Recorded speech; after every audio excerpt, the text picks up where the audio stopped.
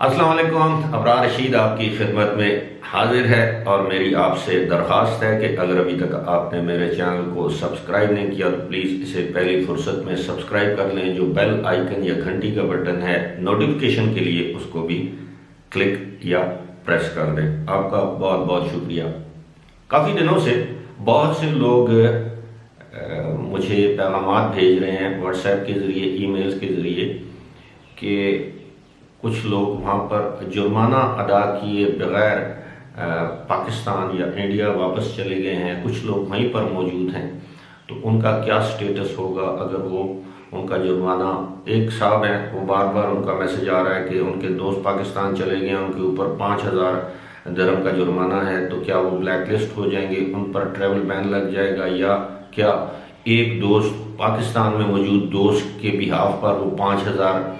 दिरहम जमा करवा दे तो उसका ट्रैवल बैन हट सकता है, उसको वीज़ा मिल सकता है। इस किस्म की तमाम जो मालूमात हैं वो मैंने गुज़श्ता 1 या 2 रोज़ में ये इकट्ठी की हैं ताकि आप लोगों के सवालों के जवाब भी दिए जाएं और आपको बताया जाए कि सबसे पहली बात तो ये है कि आप ऐसा मौका आने ही ना दें कि आप के ऊपर कोई जुर्माना आयद हो किसी फाइनेंशियल इशू की वजह से, आपको यूएई में ब्लैकलिस्ट किया जाए या आप पर ट्रैवल बैन लगाया जाए। लेकिन अब बहुत से लोग मेरे भाई ऐसे हैं जिनको ये भी मालूम नहीं होता कि क्या उनकी किसी फाइनेंशियल इरेगुलरिटी की वजह से उन पर ट्रैवल बैन लग चुका है या नहीं लग चुका। वो बाज़ उजलत में, जल्दी में, किसी मजबूरी के तहत वो वतन वापस आ जाते हैं। फिर उसके बाद ऑब्वियसली उनके लिए मुश्किलात पैदा होती हैं क्योंकि उन्हें मालूम नहीं होता कि ट्रैवल बैन हट चुका है या नहीं है। बाज़ इस तरह होता है कि ट्रैवल बैन कोई छोटी मोटी आपने कोई गलती की है तो आपके ऊपर जो ट्रैवल बैन है वो 1 साल का लगाया जाता है, कुछ लोगों पर 2 साल के लिए, कुछ लोगों पर 5 साल के लिए, कुछ लोगों को तमाम उम्र के लिए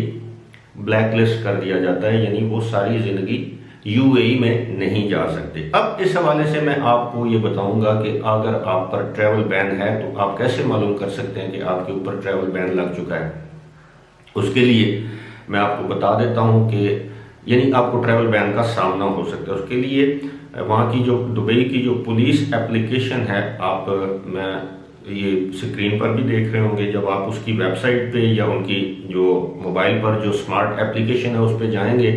आपको स्क्रीन पर नज़र आएगा कि जो क्रिमिनल स्टेटस चेक, ये लाल रंग का जो निशान है या आइकन है, आप उस पर क्लिक करेंगे।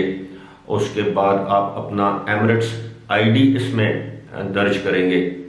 और उसके बाद आपके मोबाइल फ़ोन पर ओटीपी जिसे कहते हैं, 1 टाइम पासवर्ड आ जाएगा। ये जो मोबाइल आपने रजिस्टर करवाया हुआ है अपने नाम पर, ये पासवर्ड उस मोबाइल पर आएगा। जाहिर है अगर आप एमिरेट्स के रेजिडेंट हैं, आपके पास एमिरेट्स आईडी है, तो आपके अपने आईडी पे मोबाइल भी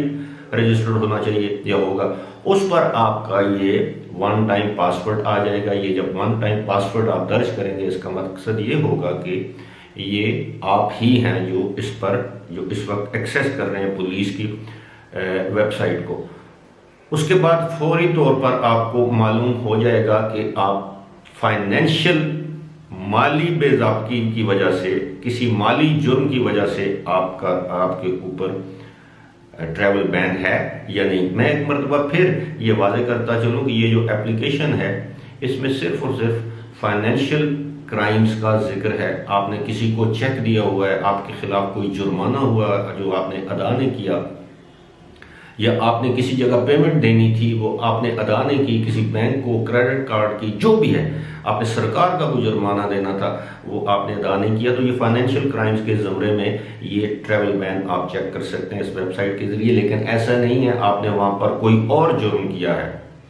आप समझ रहे हैं, किसी भी किस्म का कोई और जुर्म किया है, एक्सीडेंट किया है, खुदा न खास्ता किसी से झगड़े में उसको मार दिया है, ज़ख्मी किया है, कोई चोरी की है, कोई और अल्लाह ना करे इस तरह का संगीन जुर्म किया, तो उस पर ये वेबसाइट आपको इंफॉर्मेशन फराहम नहीं करेगी। ये सिर्फ और सिर्फ आपकी फाइनेंशियल इरेगुलरिटीज़ जिन्हें हम कहते हैं, या फाइनेंशियली जो अगर आपने कोई गड़बड़ की है, माली बेज़ाब्तगी की है, तो उस हवाले से अगर ट्रैवल बैन आप पर लग सकता है तो ये पुलिस की वेबसाइट आपको ज़रूर बता देगी कि आप पर ट्रैवल बैन है या नहीं है। दूसरी तरफ एक साहब जिन्होंने ये सवाल किया था कि उनके दोस्त के ऊपर ट्रैवल बैन है, तो मेरे भाई आपके लिए मेरा जवाब ये है, आप अपने दोस्त के बिहाफ पर उनसे आप वो डॉक्यूमेंट्स लें या जो भी है, उनसे पूछें कि उन्होंने किस जगह ये जुर्माना अदा करना है। अगर तो उनका ओवर स्टे का जुर्माना है तो आप उनके पासपोर्ट का नंबर वगैरह लेके, आप उनका नाम तो जाहिर है आपके पास होगा, पासपोर्ट की कॉपी ले जाकर आप जहाँ पर ये जो जुर्माना अदा किया जाता है, इमिग्रेशन ऑफिस में आमिर सेंटर हैं, वहाँ पर जो भी, अगर आप दुबई में हैं तो वहाँ पे डीजी, वो जो डायरेक्टरेट जनरल ऑफ जो है उसमें आप चले जाएंगे, GDRFA, और वहाँ पर जाकर आप उनके बिहाफ पर जुर्माना ये अदा कर सकते हैं 5,000 दिरहम का, तो यकीनन। और उसके बाद अगर आप जुर्माना अदा करते हैं तो अगर उन पर ट्रैवल बैन है तो वो ट्रैवल बैन हटने का सर्टिफिकेट भी आप उनसे ज़रूर लें कि आप उनके ऊपर कोई ट्रैवल बैन नहीं है। और दूसरी बात यह है कि वो वैसे भी कंप्यूटर में अगर उनका नाम होगा तो इसको वो हटा देंगे। फिलहाल इसी के साथ मुझे दीजिए इजाज़त। खुदा हाफिज़।